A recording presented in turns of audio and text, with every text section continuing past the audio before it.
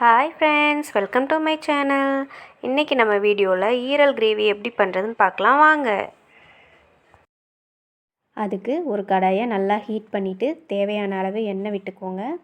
எண்ணெய் நல்லா சூடானதுக்கு அப்புறமா 2 டேபிள் ஸ்பூன் சீரகம் போட்டுக்கோங்க. சீரகம் நல்லா பொரியணும். சீரகம் நல்லா பொரிஞ்சதுக்கப்புறம் ஒரு பெரிய வெங்காயத்தை பொடுசாக கட் பண்ணி இதில் ஆட் பண்ணிக்கோங்க. வெங்காயம் நல்லா வதங்கட்டும். வெங்காயம் ஓரளவுக்கு வதங்கி வந்துடுச்சு. இதில் ஒரு கொத்து கருவேப்பிலை ஆட் பண்ணிவிட்டு நல்லா மிக்ஸ் பண்ணி விடுங்க.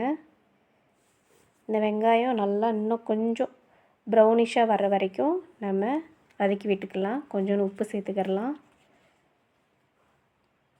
அடுத்து 2 தக்காளி பழத்தை நல்லா பொடுசாக கட் பண்ணி இதில் ஆட் பண்ணிக்கோங்க.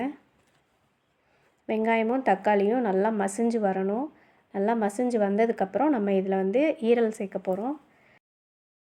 தக்காளி வெங்காயம் நல்லா மசிஞ்சு வந்துடுச்சு.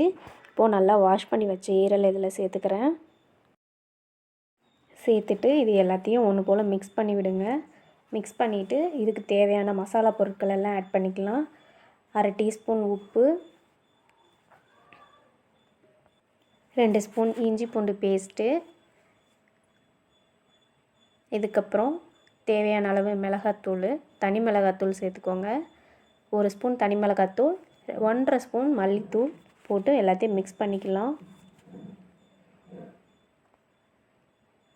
நல்லா ஒன்று போல் மிக்ஸ் பண்ணி விட்டுட்டு ஒரு 10 நிமிஷம் ஹை ஃப்ளேம்லேயும் ஒரு 5 நிமிஷம் லோ ஃப்ளேம்லேயும் வச்சு நல்லா குக் பண்ணி எடுத்திங்கன்னா சுவையான ஈரல் கிரேவி ரெடி.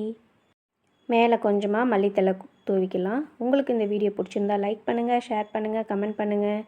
மறக்காமல் சப்ஸ்கிரைப் பண்ணிக்கோங்க. பாய்.